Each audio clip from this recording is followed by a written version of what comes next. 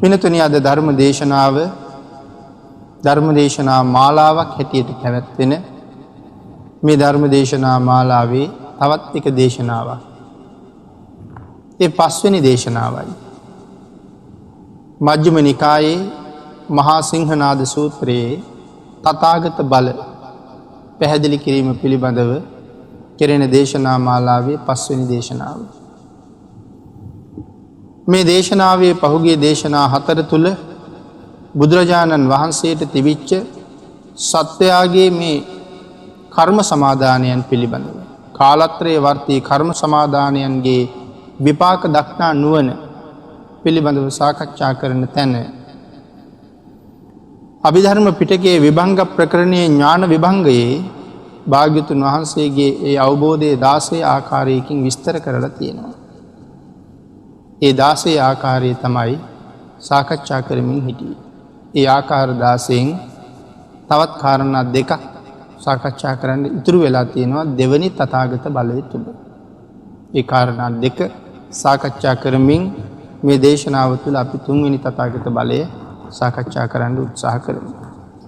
ඒ ඊතුරු කාරණාවෙදි පින්නතුනි පැහැදිලි කරනවා අත්තේ කච්චානි කල්යාණානි කම්ම සමාදානානි කාල සම්පත්තින් ආගම්ම විපච්ඡන්ති. එහෙම සඳහන් කළේ කාල සම්පත්තිය නිසා විපාක දෙන ඇතැම් කුසල කර්ම ඇත්තාහ. කාල සම්පත්තිය නිසා විපාක දෙන ඇතැම් කුසල කර්ම තියෙනවා කියලා සඳහන් කළා. ඒ කොහොමද? සමහර කෙනෙකුට බොහෝ පින් ඇත.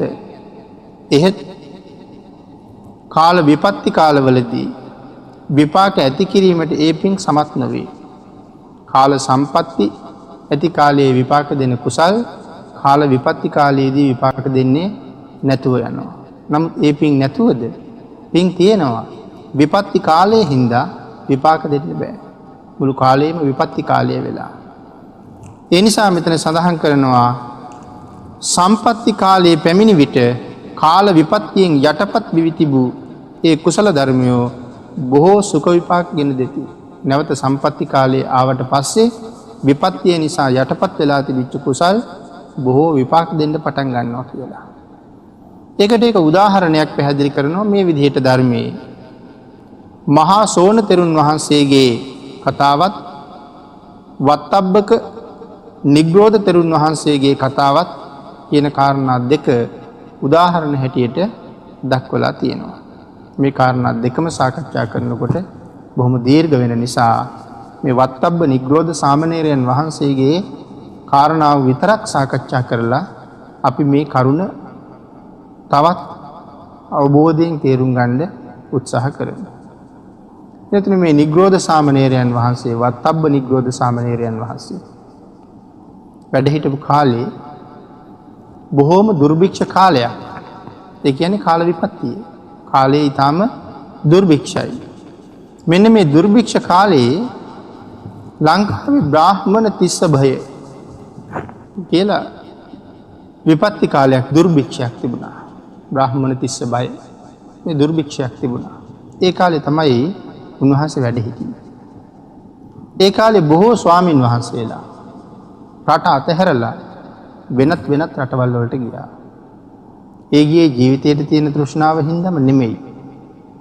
ස්වාමින් වහන්සේලා ළඟ තමයි ධර්මයේ තිබුණේ. ලියවිලා තිබුණේ නැහැ. හිසින් දරාගෙන හිටියේ. ඒක ස්වාමින් වහන්සේ නමක් අපවත් වෙනවා කියලා කියන්නේ විශාල ධර්ම කොටාසයක් මිනිසුන්ට අහිමි වෙනවා. ඒ නිසා මේ හිස බේර ගන්න ඕන, ජීවිතය බේර ගන්න ඕන නිසා ඇතැම් අය විදේශගත වුණා. මේ රටේ මේ දුර්භික්ෂය පවතින නිසා. නමුත් ඇතැම් ස්වාමින් වහන්සේලා විදේශගත නොවී මේ රටේම නතර වුණා. එහෙම ස්වාමින් වහන්සේලා අතර කෙනෙක් තමයි මේ නිග්‍රෝධ තෙරුන් වහන්සේ. උන්වහන්සේගේ ආචාර්යයන් වහන්සේ සමග නතර වුණා. අපි ප්‍රත්‍යන්ත දේශයට කියලා කියන්නේ මිනිස්සු ඉන්න ඈත ප්‍රදේශවලට ගිහිල්ලා මිනිස්සුත් එක්ක කොළපතු කකා හරි ජීවත් වෙමු කියලා තීරණය කළා. එහෙම තීරණය කළා දැන් සතියක් निराහාරයි. ආහාර නැහැ සතියක්. හරියමං ආහාරයක් නෑ. ගුරු ස්වාමීන් වහන්සේත් සාමණේර ස්වාමීන් වහන්සේත් ඇවිදගෙන යනවා. සාමණේර ස්වාමීන් වහන්සේ දැක්ක තල් ගහ. තල් ගහේ ගෙඩි තියෙනවා. උන්වහන්සේ ආචාර්යවරුන් වහන්සේට කතා කළා. ස්වාමීනි නවතින්න. තල් ගහ.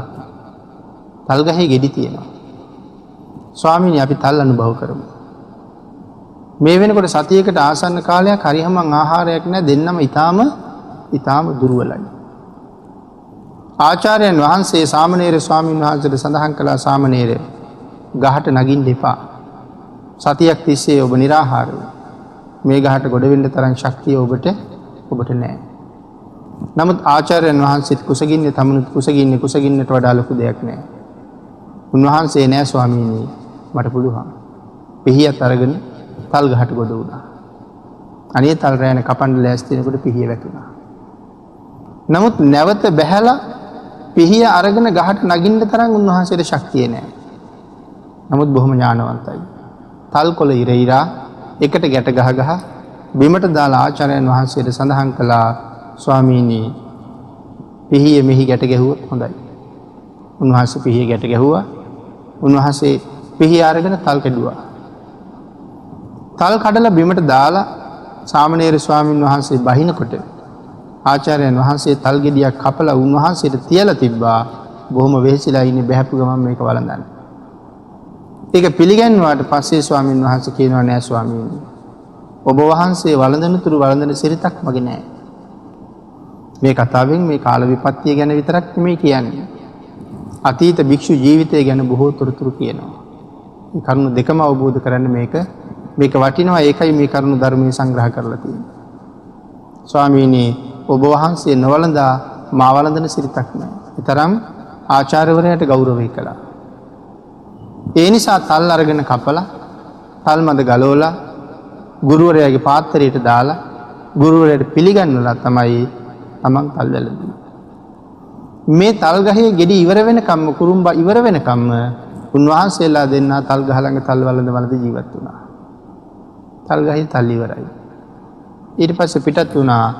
කොළ කන මිනිස්සු ඉන්න පැත්තක් හොයාගෙන යන මිනිස්සුත් කන්නේ කොළ බත් නෑ කාටවත්. කොළ පුතු අල හොයාගෙන කන්නේ. එහෙම හොයාගෙන යනකොට පන්සලක් හම්බුණා පාළු වෙලා. ස්වාමීන් වහන්සේලා නෑ. මේ සාමණේර ස්වාමීන් වහන්සේ පන්සල ටිකක් පිරිසිදු කළා. පිරිසිදු කරලා ආචාර්යයන් වහන්සේට සැතපෙන්න කුටියක් හදලා දුන්නා. උන්වහන්සේට කුසගින්න දරන්න බෑ. වයසයි. උන්වහන්සේ කිව්වා සාමණේරය මම ටිකක් විවේක ගන්නවා මට අපහසුයි. උන්වහන්සේ කුටියට ගිහිල්ලා දොර වහගත්තා. සාමණේර ස්වාමීන් වහන්සේ පන්සල වටේ ටිකක් ඇවිදලා බැලුවා.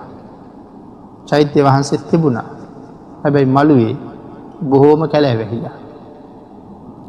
මේ පුංචි සාමණේර ස්වාමීන් වහන්සේ කල්පනා කරනවා මම හෙට මැරෙන්න පුළුවන් ආහාර නැතුව. ඒ වුණාට බුද්ධ උපස්ථානයක් කරගන්න මං ආයේ කවදා මනුස්ස ජීවිතයක උපදීද දන්නේ නැහැ. කොයිතරම් බැරිකම තිබුණත් මොනතරම් අපහසුකම තිබුණත් උන්වහන්සේගේ මේ සිතුවිල්ල එදත් අදත් අපි ඔක්කොටම මහ පුදුම ධෛර්ය සම්පන්න කරවන්න පුළුවන් සිතුවිල්ලක්. අපිව ධෛර්ය කරවන සිතුවිල්ලක්. මා විසින් බුද්ධවත කළ යුතුයි. ඒ නිසා චෛත්‍යයේ තියෙන තනකොළ ටික මං ගලවන්න ඕනේ. මළුවේ ගිහිල්ලා වාඩි වුණා තනකොළ ගලවන්න. ස්වාමීන් වහන්සේට ඉඳගෙන ඉන්න බෑ බඩගින්න. ඒ නිසා වැටුණා. වැටිලා දිගෑරිලා දැන් තනකොළ ගලවනවා. මේ තරම් අපහසුතාවයක් තියෙන මොහොතක කෙනෙක් යෙදෙයිද මේ වගේ වැඩකට? නමුත් මේ වීරවන්තයෝ කොයිතරම් උත්සාහ දරනවද? උන්වහන්සේ අර තනකොළ ගොල්ලේ දඟල තනපඳුරු සුද්ධ කරන වෙලාවේ මෙතනින් යන්න ආවා මිනිස්සු වගේ. මේ මිනිස්සු තනකොළ හෙලවෙනවා දැකලා මළුවට එවිත් බැලුවා. බලහම සාමණේර ස්වාමීන් වහන්සේ කරුණ විමසුවා. කී දෙනෙක් ඉන්නවද කියලා ඇහුවා. ආචාර්යයන් වහන්සේයි මමයි. මේගොල්ලෝ ගාව තිබුණා කැලෑවෙන් මී කඩාගෙන එන ගම මීවද. දෙන්නට ඇති වෙන්නේ මීවද පිළිගන්නවා. ස්වාමීනි මේක වළඳන්න. අපි ඉන්නේ අහවල් ප්‍රදේශයේ. ඔබ වහන්සේලා විවේකීව අපි ඉන්න දිහාට වඩින්න. ස්වාමීන් වහන්සේ ගිහිල්ලා ගුරු ස්වාමීන් වහන්සේට කතා කළා. උන්වහන්සේ කල්පනා කළා සාමණේරට හොඳටම බඩගිනි වෙලා වෙන්දයි මේ ඇහැරවන්නේ. ඒ හින්දා කතා කළේ නැහැ. දෙතුන් පාර කතා කරනකොට නැගිට්ටා. සාමණේරය වයසක මහණුන්ට නිදහසේ ඉන්න දෙන්නේ නැතුව කරදර කරන්නේ ඇයි කියලා ඇහුවා. ස්වාමීනි මේ වදයක් හම්බුණා. නැගිටින්න හොඳයි වළඳන්න. ඒ වෙලාවේ සඳහන් කළා එහෙමනම් ගිලම්පසක් හදලා ගන්න. මේ පැණිනේ. මේ පැණි ඍජුවම හවසට වළඳන්න බෑ. ඒක බර ආහාරයක්. ඇල්ලතර කලවම් කරලා ගිලම්පසක් හැටියට වළඳන්න පුළුවන්. ඒකයි සඳහන් කරේ එහෙනම් ගිලම්පසක් හැටියට පිළියෙල කරන්න. උන්වහන්සේ මේ පැණි වලට ඇල්ලතර දාලා කලවම් කරලා උන්වහන්සේට ගිලම්පසක් හදලා දුන්නා. මේ පැණි බොහොම ශක්තිජනක ආහාරයක් නිසා ඒකෙන් කයට යම් ප්‍රාණයක් ලැබුණා. මිනිස්සු ඉන්නේ කොහෙද කියලා ඇහුවේ නැද්ද සාමණේර කියලා ඇහුවා. ස්වාමීනි අහන්න කලින් ඒගොල්ලෝ ඉන්න තැන මට කීවා. එතෙන්ට එන්න කීවා හෙට. නෑ හෙට බෑ. මේ ගිලම්පසෙන් ලැබිච්ච ප්‍රාණයෙන් අපි දැම්ම යමු. ගිලම්පස වළඳලා දෙන්නම මිනිස්සු ඉන්න දිහාවේ පිටත් වුණා. ගම ළඟට ගියා. ගිහිල්ලා ආචාර්යයන් වහන්සේට ඉන්න තැනක් හදලා දුන්නා. රාත්‍රිය වුණා. ආචාර්යයන් වහන්සේ වෙනුවෙන් කරන්න තියෙන වත ඔක්කොම සම්පූර්ණ කරලා උන්වහන්සේ ගමෙන් පිට වුණා. දැන් කැලෑව ඉඳලා ගමටනේ මේ ගියේ මිනිස්සු ඉන්න දිහාට. ආචාර්යයන් වහන්සේ නැගිටලා බැලුවා කෝ සාමණේර. සාමණේර නෑ. කල්පනා කළා විපත්ති කාලේ මිනිස්සු නොකරන පවක් නෑ. ඛණ්ඩ දෙයක් නැති හින්දා ඒ කාලේ මිනිස්සු මිනිමසුත් කනවා. ඒ හින්දා උන්වහන්සේ කල්පනා කළා සාමණේරයන් වහන්සේ මිනි කන මිනිස්සුන්ට අහු වෙන්නේ ඇති. එහෙම හිතලා හිත හදාගත්තා. නමුත් පාන්දර ජාමේ නුවදෝනා පැන් පාදෝනා පැන් දැහැටි පිළියෙල කරගෙන ඇවිල්ලා ආචාර්යයන් වහන්සේට කතා කළා. ඒ වෙලාවේ ආචාර්යවරුන් වහන්සේ අහනවා ඊයේ රාත්‍රියේ ඔබ කොහේ ගියාද? මම රාත්‍රියේ ඔබ හෙව්වා. මම බැලුවා. කොහෙද ඔබ ගියේ? ඇයි මේ වයසක මහණුන්ට මේ තරම් චිත්ත වේදනා දුන්නේ? සැක සංකා ඇති කෙරුවේ ඇයි? උත්තර දෙන්න කියලා කිව්වා. ඒ වෙලාවේ සාමණේර ස්වාමීන් වහන්සේ මහ පුදුම උත්තරයක් දුන්නා. ස්වාමීනි මම පැවිදි වෙච්ච දවසේ දුතාංගයක් සමාදන් වුණා. මොකද්ද දුතාංගය? කවරදාකවත් අරුණ නැගෙන මොහොත වෙනකොට ගමක ඉන්නේ නැහැ කියලා. අරුණ නැගෙනකොට ගමේ ඉන්නේ නැහැ. දුතාංගය.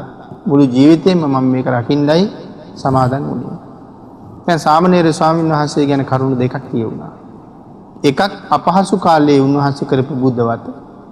අනික මේ තරම් දුර්භික්ෂ කාලේ නමුත් උන්වහන්සේ තමන්ගේ දුතාංගය කඩා ගන්න කල්පනා කළේ නැහැ.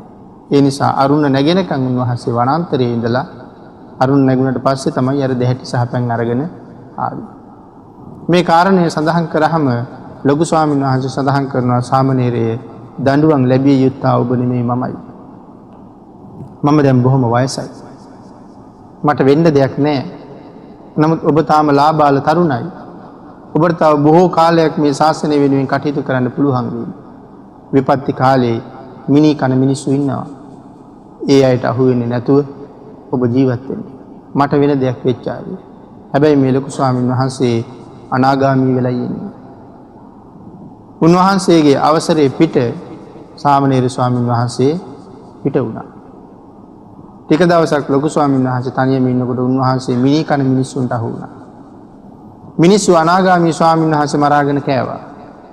සාමණේර ස්වාමීන් වහන්සේ වනාන්තරයට වෙලා ජීවත් වෙලා විපත්ති කාලයේ ගෙවුණා.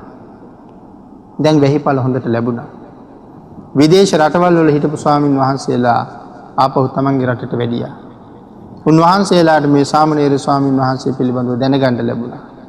උන්වහන්සේලා සියලු දෙනා එකතු වෙලා අනුරාධපුරයට ගිහිල්ලා මහ බෝධිය වැඳලා මහා සෑයත් වැඳලා තූපාරාමෙත් වැඳලා මහා විහාරي සුද්ධ කරලා මහා විහාරයේ වැඩ හිටියා. මෙන්න මේ සාමණේර ස්වාමීන් වහන්සේට මිනිසුන්ගෙන් සිව්පසය ලැබෙන්න පටන් ගත්ත පුදුම විදිහට. උන්වහන්සේ ඒ තරම් සංසාරේ පින් කරලා තියෙන කෙනෙක්. උන්වහන්සේට ලැබෙන සිව්පසය නිසා බොහෝ දෙනාට ලාභ ප්‍රයෝජන ලැබෙන්න පටන් ගත්තා. උන්වහන්සේට එහෙම සිව්පසය ලබන්න පින් තිබ්බා. නමුත් විපත්ති කාලයේ ඒ පින් වලට විපාක දෙන්න හැටියක් නැති නිසා අපිටත් සංසාරේ කොහොම පින් තිබුණත් විපත්ති කාලයක් එළඹුණොත් ඒ දුකට මුහුණ පාන්න අපටත් සිද්ධ වෙනවා. එහෙනම් ඒ නිසා ඒ කරුණ මෙතන සිහිපත් කරලා තියෙනවා උදාහරණයක් හැටියටත් අතීත භික්ෂු ජීවිතය පිළිබඳව පැහැදිලි කරන්න. ඊළඟට පින්නතුනි මේ 16 ආකාරයේ තවත් තැනක සඳහන් කරනවා අත්තේ කච්චානි කල්යාණානි කම්ම සමාදානානි පයෝග සම්පත්තින් ආගම්ම විපච්ඡන්ති. පයෝග සම්පත්තිය නිසා විපාක දෙන්නා වූ ඇතම් කුසල කර්ම ඇත්තාහ. ඇතමෙකුට බොහෝ පින් ඇතද පයෝග සම්පත්තිය නැති කලෙහි ඒවා විපාක දීමට අසමත්ව තිබී පයෝග සම්පත්තිය ඇති වූ විට විපාක දෙයි. එහෙනම් මොකක්ද මේ පයෝග සම්පත්තිය කියන්නේ? ගුණදම් පිරීම පයෝග සම්පත්තිය. පයෝග සම්පත්තිය නිසා කුසලයන් විපාක දෙන බවට සාධක වශයෙන් විභංග අටුවාවේ දක්වා ඇති කතාවක් මෙහෙම සඳහන් කරනවා. පයෝග සම්පත්තිය ගුණදම් පිරීම නිසා ලබාගත් කුසල්. ඒ ලබාගත් කුසල් පයෝග සම්පත්තිය නිසා කුසලයන්ගේ විපාක දෙන බව. කුසල් විපාක දෙන්න පටන් ගන්නවා ප්‍රයෝග සම්පත් තියෙන හින්දා. ඒකට උදාහරණ කතාව මෙහෙම සඳහන් කරනවා. කූටකර්ණ රජතුමා එක රජ කෙනෙක් කූටකර්ණ. ඊළඟට සඳහන් කරනවා චූල සුධම්ම නම් තෙර නම. මේ චූල සුධම්ම ස්වාමින් වහන්සේ පිළිබඳව කූටකර්ණ රජතුමා බොහෝම පැහැදීමෙන් හිටියේ. බොහෝම පැහැදීමට පත්වෙච්ච මේ කූටකර්ණ රජතුමා උපුල්වැව තමයි උපුල්වැව කියන ප්‍රදේශයේ තමයි මේ ස්වාමින් වහන්සේ ජීවත් වෙලා තියෙන්නේ. මාලාරාම නම් විහාරයේහි වසන මේ ස්වාමින් වහන්සේ මොනවා වළඳන්න කැමතිද? බොහෝම සිල්වත් ගුණවත් උපුල්වැව ප්‍රදේශයේ මාලාරාම කියන විහාරයේ වැඩ ඉන්න චූලසුධම්ම කියන ස්වාමින් වහන්සේ එදිනෙදා වැළඳීමට බොහෝ කැමැත්තක් උපදවන්නේ මොනවද කියන කාරණාව අහගත්තේ ස්වාමින් වහන්සේගේ අම්මගෙන්. ස්වාමින් වහන්සේගේ අම්මා සඳහන් කළා අපේ ස්වාමින් වහන්සේ අල වර්ග වළඳන්න හරිය කැමතියි. ඒ හින්දා රජුරු මේ අල වර්ග නිරන්තරයෙන් පිළියෙල කරගෙන ස්වාමින් වහන්සේ ළඟට යනවා. ස්වාමින් වහන්සේ ළඟට ගිහිල්ලා උන්වහන්සේට අල පිළිගන්නවා. දානෙට. රටේ රජු වුණත් ස්වාමින් වහන්සේගේ මූණ බලන්න බයයි. ඒ ස්වාමින් වහන්සේගේ මූණ බලන්න බයයි. ඒ තරම්ම ගුණවත්. ඒ තරම්ම සිල්වත්. ඍජුව හිටගෙන ගෝමඩල දිහා නම් බලන්න බයයි. බැලෙන්නේ නැහැ. අපි කාටවත් බෑ බුදුරජාණන් වහන්සේ දිහා බලන්න. හරියටම ජීවමානයි බුදුරජාණන් වහන්සේ කියලා අදහාගෙන භාග්‍යතුන් වහන්සේට සත්කාර සම්මාන දක්වමින් අප උපස්ථාන කරමින් වන්දනාමාන කරන ශ්‍රාවකයා කවදාවත් ඍජුව හිටගෙන නම් බුදුරජාණන් වහන්සේගේ මුව මඩල දිහා බලන්නේ. එහෙම බලන්න ශක්තිය නැහැ. එහෙම බලන්න බැරි ඇයි? බුදුගුණ දන්න කෙනාටයි ඒක තියෙන්නේ. බුදුගුණ නොදන්නවා නම් එයා ගාව කිසිම ගෞරවයක් සත්කාරයක් නැහැ. නමුත් අසීමාන්තික බුදුගුණ දන්න කෙනාට වන්දනාමාන කරනකොට පින් වැඩෙන්නේ ජීවමානව වැඩ ඉන්නවා කියලා හිතාගෙන වන්දනා කරාම. එහෙම ජීවමානව ඉන්නවා මේ කුටිය තුල භාග්‍යතුන් වහන්සේ කියලා හිතාගෙන භාග්‍යතුන් වහන්සේගේ අසීමාන්තික බුද්ධ ගුණයන් දන්න පුද්ගලයා කවදාවත් භාග්‍යතුන් වහන්සේගේ මුහුණ බලන්නේ බලන්න අපිට ශක්තිය නැහැ දෙපයින් හිටගෙන බලන්න. හරියටම හිතන පුද්ගලයා හුළඟ හමන දිහාවේ ඉඳලා භාග්‍යතුන් වහන්සේ පැත්තට ඉන්නේවත් නැහැ. හේතුව අපේ ශරීරයේ පුදුම දුර්ගන්ධයි. මේ හුළඟ පිහගෙන මගේ දුර්ගන්ධය භාග්‍යතුන් වහන්සේට වැදෙනවා. ඒ නිසා හරියට හුළං හමන පැත්තේ භාග්‍යතුන් වහන්සේ ඉදිරියෙන් ඉන්නේවත් නැහැ. බුදුගුණ දන්න තරමට තමයි මේ ශ්‍රද්ධාව මෝදු වෙන්නේ. රටේ රජුරවන්ටත් සුධම්ම ස්වාමීන් වහන්සේ දිහා බලන්න ශක්තිය නැහැ. ඒ නිසා රජුරෝ තමන්ගේ දේවියගෙන් අහනවා එන ගමන් ස්වාමීන් වහන්සේගේ මූණ කොහොමද කියලා. එතකොට හිතන්නකො රජුරෝ ගාව මොන තරම් යටහත් පහත්කමක් තිබුණද මේ මහ ගුණයට කියලා. තමන්ගේ බිරිඳගෙන් අහනවා ස්වාමීන් වහන්සේගේ මූණ කොහොමද කියලා. දේවිය රජුරවන්ට කියනවා මහරජා පිරිමියෙක් හැටියට ස්වාමීන් වහන්සේගේ මුහුණ බලන්න ඔබට ශක්තිය නොතිබුණා නම් කාන්තාවක් වෙච්ච මට කොහොමවත් ශක්තිය නැහැ. මමත් බැලුවේම නැහැ ස්වාමීන් වහන්සේගේ මුහුණ දිහා. රජුරවන්ට පුදුම සතුටක්. රටේ රජුරුව මම ස්වාමීන් වහන්සේ කියලා කියන්නේ මට අයබදු ගෙවන පවුලක ඉපදිච්ච දරුවෙක්. නමුත් මේ සම්මා සම්බුද්ධ ශාසනය නම් කෙසේද? එහි තියෙන අසිරිය, එහි තියෙන ගුණය, එහි ඉන්න ස්වාමීන් වහන්සේලාගේ තියෙන සිල්වත්කම ආර්ය ශ්‍රාවකයා කොහොමද රජ්ජුරුවන්ට උන්වහන්සේ පිළිබඳව පුදුමාකාර සතුටක් ඇති වෙලා මේ සම්මා සම්බුද්ධ ශාසනය මොනතරම් මහත්ද රජ්ජුරුවන්ගේ හිතේ ඇතිවෙච්ච ශ්‍රද්ධාව මුසු ප්‍රීතිය නිසා සඳහන් කරනවා රජ්ජුරුව අත්පොලසන් දුන්න කියලා. බුද්ධ ශාසනය පිළිබඳව ඇතිවෙච්ච පැහැදීම. ඒ කියන්නේ මගේ යටතේ ඉන්න කෙනෙක් කොයිතරම් සිල්වත්ව ගුණවත්ව ඉහළට ඇවිල්ලාද. සතුටක් මිසක් දේශයක් ඊර්ෂ්‍යාවක් ඇති වුණේ නැහැ. අදට වඩා එදා මිනිසුන්ගේ හදවත් කොයිතරම් ලස්සනද. කොයිතරම් නිර්මලද. අද යම් කෙනෙක් සීලයෙන් ගුණයෙන් නමුත් ඉහළට එනවා දැනගත්තොත් ඒ පුජ්‍යලයා වට්ටන්න, ඒ පුජ්‍යලයා පාගන්න, ඒ පුජ්‍යලයා අපකීර්තියට පත් කරන්න මාන බලන සමාජයක අතීතයේ අයගේ සිත් සතන් පවා මොනතරම් නිර්මලද කියන කරුණ මේ කාරණාවෙන් කියාපානවා. ඒට තවත් එක උදාහරණයක් සඳහන් කරනවා. මේ රජතුමා ත්‍රිපිටක චූලනාග තෙරුන් වහන්සේට පැහැදී සිටියේය. තවත් ස්වාමීන් වහන්සේ නමක් මේ චූල සුධම්ම ස්වාමීන් වහන්සේ ගැන සඳහන් කළේ. ඊළඟට සඳහන් කරන්නේ ත්‍රිපිටක චූලනාග තෙරුන් වහන්සේ. රජුරු හරියට උන්වහන්සේ ගැනත් පැහැදිලා හිටියා. රටේ රජුරවන්ට ආරංචි වුණා සුධම්ම ස්වාමීන් වහන්සේගේ ඇඟිල්ලේ ගෙඩියක් ඇවිල්ලා කියලා. උන්වහන්සේ පිළිබඳව මොනතරම් සෙනෙහසක් තිබුණද රජුරු පන්සලට ගිහිල්ලා ස්වාමීන් වහන්සේගේ ඇඟිල්ල අරගෙන කටේ දාගත්තා. ස්වාමීන් වහන්සේගේ වේදනාව අඩු කරන්න ඕනේ. ගෙඩිය කට ඇතුලේ පිපුරුවා. ස්වාමීන් වහන්සේට සුවයක් දැනුණා. නමුත් නරක් වෙච්ච ලේසරව ටික එළියට දාන්න රජුරු ඇඟිල්ල එළියට ගත්තේ නැහැ. රජුරු ස්වාමීන් වහන්සේගේ ලේසරව ටික ගිල්ලා. නමුත් ස්වාමීන් වහන්සේට සුවයක් දැනෙනවා නම් ඒක රජුරු තමන්ගේ ජීවිතයට වඩා සැලකුවා. එදා රජවරු පවා මහා සංඝරත්නය පිළිබඳව පිළිපැදපු හැටි.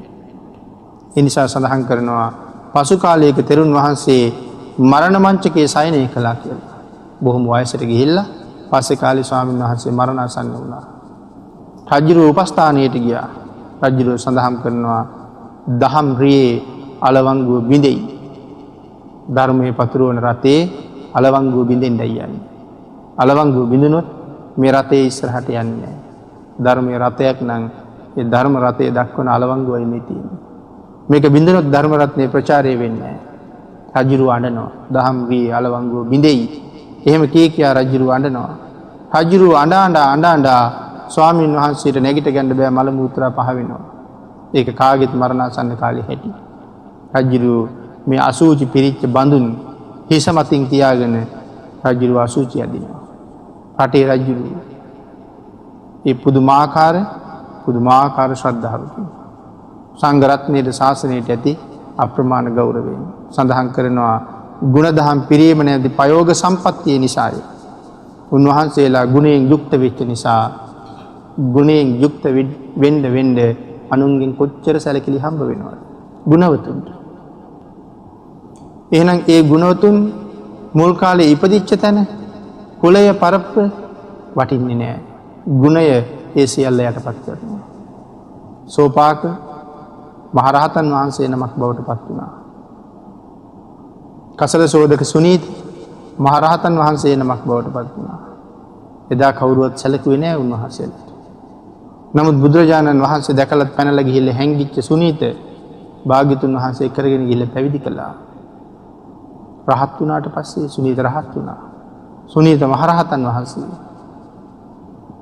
මහා බ්‍රහ්ම රාජයා උන්වහන්සේ ළඟට ආවා. බ්‍රහ්මෙක් උන්වහන්සේ ළඟට ඇවිල්ලා මිනිස්සු කවුරුවත් සලකන්නේ නැති එදා රජවරු සිටුවරු වෙනකොට දුවලා ගිහිල්ලා හැංගුණා නැත්නම් කසෙන් ගහනවා. මේ බ්‍රහ්ම රාජයා උන්වහන්සේ ගාව දන ගැහුවා. දන ගහලා උන්වහන්සේට ප්‍රකාශයක් කරනවා මහා වීරයන් වහන්සේ. ඔබ වහන්සේට මාගේ নমස්කාරය වේවා.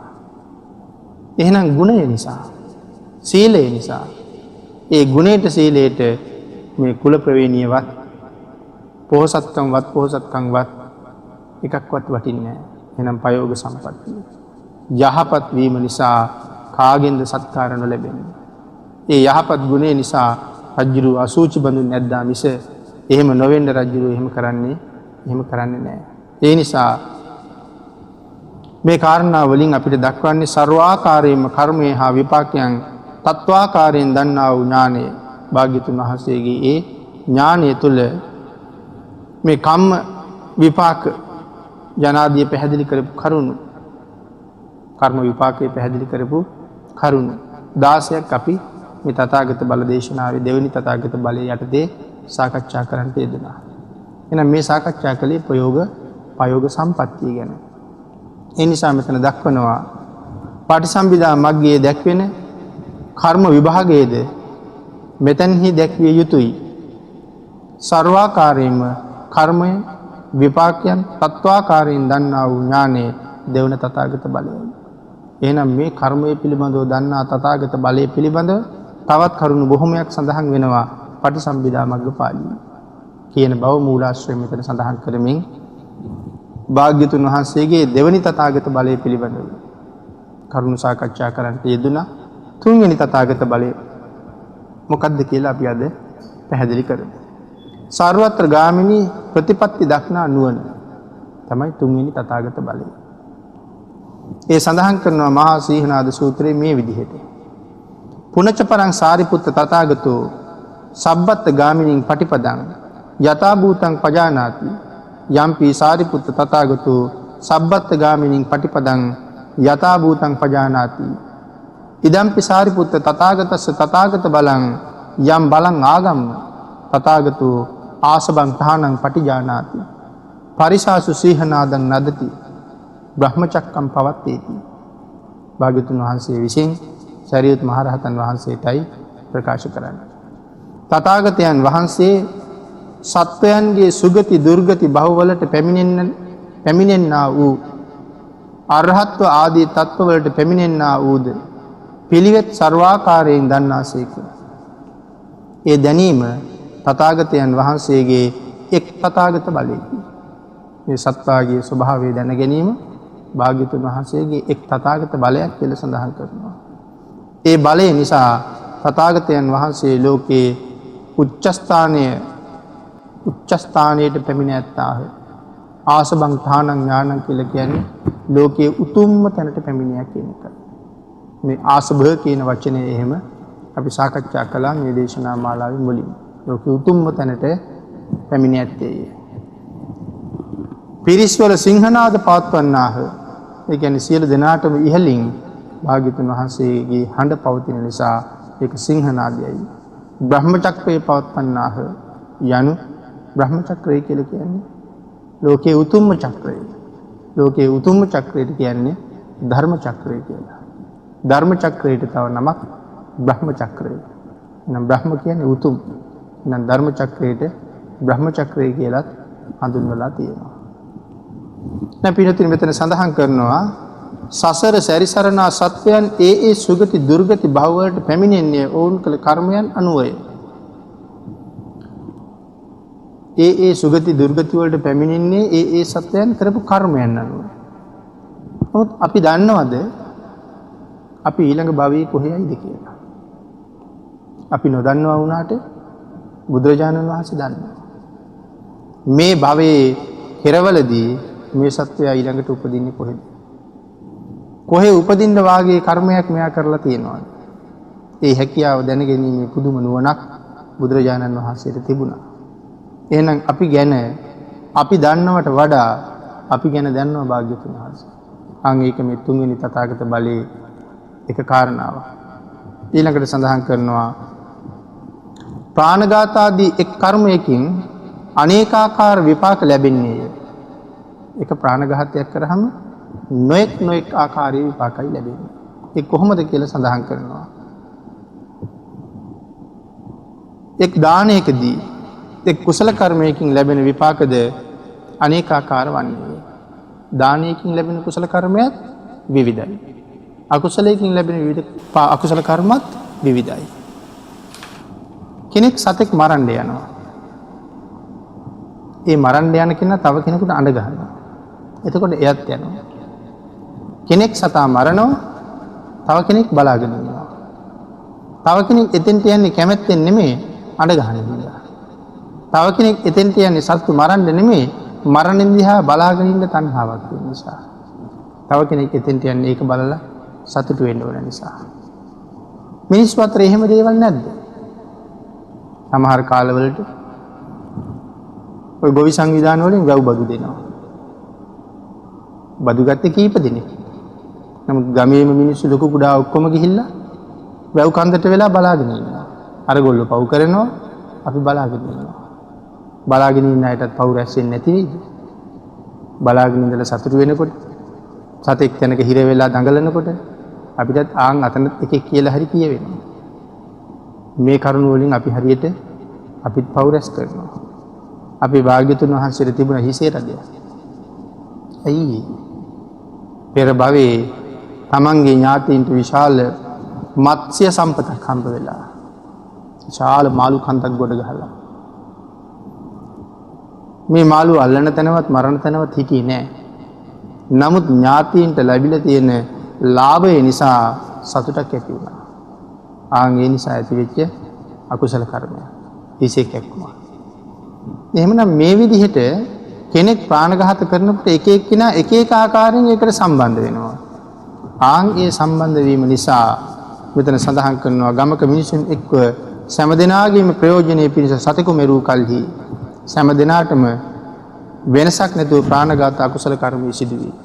හැමෝගෙම ප්‍රයෝජනය සඳහා හැමෝම එකතු වෙලා මේ වැඩේ කෙරුවේ. හැමෝටම මේ ප්‍රාණඝාත අකුසලයේ හම්බ වෙනවා. හැබැයි හම්බ වෙනවා උනාට හැම දිනාටම ප්‍රාණඝාත චේතනාව ඇති වේ. සතා පැනලා දුවනකොට අපිත් කියනවා හරින් දුවනවා මෙහෙන් දුවනවා මෙහෙන් ගියොත් හොඳයි මෙහෙමයි කියලා. ඒ නිසා අපිටත් මේ අකුසල කර්මේ අයිති වෙනවා. වුණට එක සතා මැරීමේ විපාකය ලැබෙන්නේ එක් තැනකට වෙනස් ආකාරයෙන්. ඒ සතා මැරීමේදී හම්බ වෙන අකුසල කර්මයේ එක එක පුද්ගලයාට විපාක දෙන්නේ එකම විදිහට නෙමෙයි වෙනස් ආකාරයට. කොයි විදිහටද? ඒ සතා මැරීමට එකෙක් තමාගේ ඕනෑකමින්මද අනිකා අනුන් කතා කරන නිසාද නොකැමැත්තෙන්ද ඒට සහභාගී වේ. අනිකෙක් කැමැත්තෙන් සහභාගී වේ. තව කෙනෙක් විනෝදයේ පිණිස සහභාගී වේ. එයින් එකම සතා මැරීමේ පාප කර්මය ඒ පුද්ගලයාට වෙනස් ආකාරයෙන් ඇති වේ. එබැවින් එක් වී එක සතෙකු මැරීමේ පාපයෙන් ඒට සහභාගී වූවන් අතුරෙන් එකෙක් මහ නරකයේ උපදී. ඒකට සහභාගී වුණ ඇතමෙක් මහ නිරයේ උපදිනවා. තව කෙනෙක් කුඩා නිරයේ උපදිනවා. කට්ටියම එකතු වෙලා කෙරුවේ. එක්කෙනෙක් මහ නිරයට යනවා, තව කෙනෙක් කුඩා නිරයක උපදිනවා. තව කෙනෙක් പ്രേත වෙනවා. තව කෙනෙක් අසුර වෙනවා. තව කෙනෙක් තිරිසන් වෙනවා. තව කෙනෙක් තිරිසන් අපායේ බලු වෙලා ඉපදිනවා කියලා සඳහන් කරනවා. සුනකයෝ වෙලා ඉපදිනවා. තව කෙනෙක් තිරිසන් අපායේ කපුටෙක් වෙනවා. තව කෙනෙක් තිරිසන් අපායේ බලලෙක් වෙනවා. තව කෙනෙක් ගවයෙක් වෙනවා. මෙසේ එකම සතෙකු මැරීමේ විපාකය අනේකාකාරයෙන් විපාක දෙන්නේ. එකම සතා මර අකුසලයේ එක එක්කෙනාට විපාක දෙන්නේ එක එක විදිහටයි. හැමෝම මැරුවේ එකතු වෙලා එක සතයි. නමුත් විපාක හම්බෙන්නේ ඒ පුද්ගලයාට ඒ විදිහට. තථාගතයන් වහන්සේ ඒ සියල්ල ਸਰවාකාරයෙන් දන්නාසේක. අහවල් තැන සතා මැරුවා. එතන කී දෙනෙක්ද හිටියේ? ඒ අයට විපාක දෙන්නේ කොහොමද? අහවල් දරුවා බලු වෙයි. අහවල් දරුවා බලල් වෙයි. අහවලා නිරයට යයි. අහවලා പ്രേත වෙයි. එක පුද්ගලයාට ඇඟිල්ල දික් කරලා කියන්න තරම් පුදුමාකාර ඥාන ශක්තියක් ඒ සම්බන්ධයෙන් භාග්‍යතුන් වහන්සේට තිබුණා. සර්වත්‍ර ගාමිනී කියලා සඳහන් කළේ ආන් ඒ තරම් ශක්තියක් තිබුණ නිසා. ඊළඟට සඳහන් කරනවා දානයක් දුන්නහම දානයේ විපාකයක් ඒ වාගේ. අපි තනියම දන් දුන්නේ නැහැ. අපි බොහෝ දෙනා එකතු වෙලා එක තැනක එක දානයක් දුන්නේ. ඒ කුසල කර්මයක් බොහෝ දිනකට ලැබෙන්නේ වෙනස් ආකාරයකට. ඒ නිසා සඳහන් කරනවා දානයෙන් අරමුණු කරන කුසල චේතනාව එහෙත් ඒ කර්මයෙන් ඇතමෙක් මිනිස් ලොව උසස් පවුලක උපදී. පින්කමක් කෙරුවේ. සමහර කෙනෙක් උසස් පවුලක උපදිති. ඇතමෙක් මධ්‍යම පවුල් වල උපදිති. ඇතමෙක් පහත් පවුලක උපදිති. ඇතමෙක් චාතුම් මහරජකෙහිද, ඇතමෙක් තාවතින්සේද, ඇතමෙක් යාමේහිද, ඇතමෙක් තුසිතේහිද, ඇතමෙක් නිම්මාන රතියෙහිද, ඇතමෙක් පරිනිම්මිත වසවාර්තයෙහිද උපදී. භාග්‍යතුන් වහන්සේ ඒ මනාව දන්නේ. මේ අය මේ පින්කම නිසා කොයි තැන්වල උපදිනවද කියන කාරණාව මනාව දන්නේ භාග්‍යතුන් වහන්සේ පමණයි. ඒ නිසා කර්මවලින් ඇතමෙක් ප්‍රතිසන්දි දානය කෙරිති. ඇතමෙක් ප්‍රවෘත්ති විපාක පමණක් දෙති. ඇතමෙක් කිසි විපාකයක් නොදෙති. ඒ සියල්ල තථාගතයන් වහන්සේ දන්නාසේක. ප්‍රවෘත්ති විපාක ප්‍රතිසන්දි විපාක.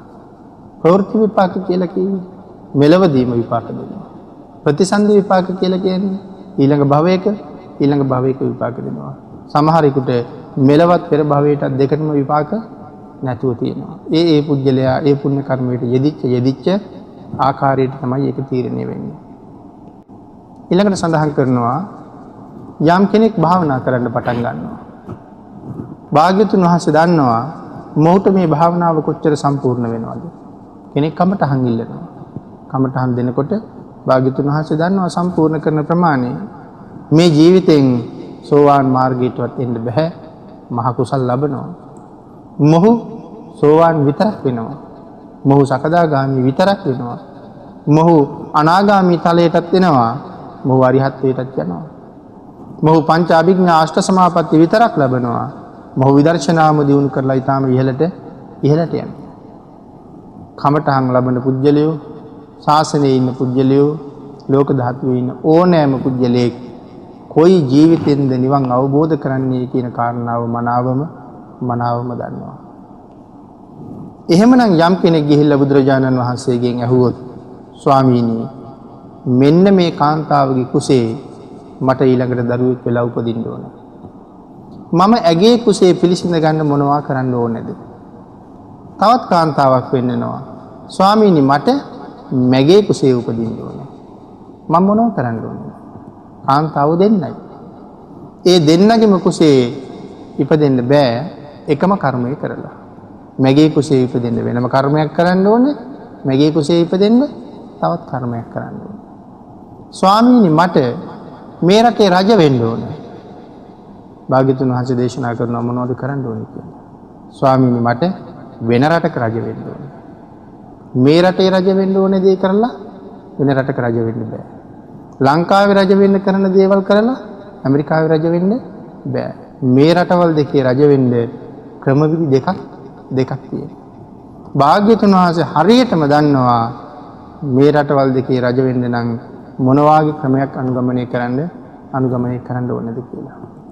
ඊළඟට සඳහන් කරනවා මේ පුජ්‍යලයා ලබන්නා වූ ඒ භාවනා ක්‍රම තුලින් ඒ පුජ්‍යලයාගේ ජීවිතය කොයි ආකාරයෙන් සම්පූර්ණ කරගන්නවද? සබ්බත් ගාමිනී පටිපදා.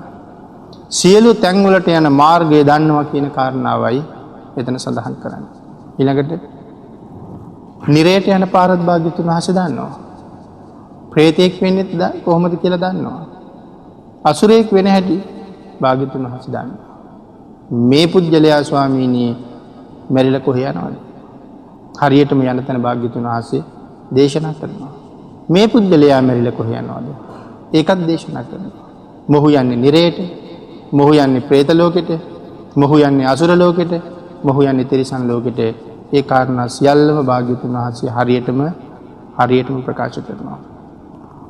ඊළඟට සඳහන් කරනවා මෙන්න මේ නිසා භාග්‍යතුන් වහන්සේගේ මේ හැකියාව ලෝකයේ වෙන කෙනෙකුට නැහැ. ඒ නිසා ස්වාමීනි මම අහවල් දිව්‍ය ලෝකෙට යන්නේ මොකක් කෙරුවොත්? මං චාතුම් මහරජිකේ උපදින්න මොන වගේ පින් කරන්නද? ස්වාමීනි මං තාවතින්සේ උපදින්න මොනවා කරන්නද? තවතිසාවේ ගියා විතරක් නෙමෙයි මට එහෙ සක් දෙවිඳු වෙන්න මොනවද කරන්න ඕනේ? ඒ කාරණාව දේශනා කරනවා. පිළිවෙලින් දෙව්ලොව හයේම උපදින්න වෙනම කරන්න ඕනේ වූ කර්මයේ දේශනා කරන්නත් බඹලෝ උපදින්න කල යුතු දේවල් දේශනා කරන්නත් භාග්‍යතුන් වහන්සේට හැකියාව තියෙනවා. මේ ජීවිතෙන් රහත් වෙන්නත් මෙච්චර අනාගත ගානකින් රහත් වෙන්නත් මා විසින් කල යුත්තේ මොනවද කියන කාරණාව දේශනා කිරීමේ හැකියාවත් භාග්‍යතුන් වහන්සේට තියෙනවා. අන්න ඒ කාරණාවට තමයි සඳහන් කරන්නේ සබ්බත් ගාමිනී පටිපදා. මේ ਸਰවත්‍ර ගාමිනී ප්‍රතිපදාව දන්නා වූ නුවණින් භාග්‍යතුන් වහන්සේ යුක්තයි කියන කාරණාව සඳහන් කරලා තියෙනවා. එහෙමනම් මේ තුන්වෙනි තථාගත බලය පිළිබඳව කරුණු කීපයක් අපි කෙටියෙන් සාකච්ඡා කරන්න යෙදුනේ. ධර්ම දේශනාව සඳහා තියෙන කාලය නිමා වෙලා නිසා අපි ධර්ම දේශනාව නිමා කරමු.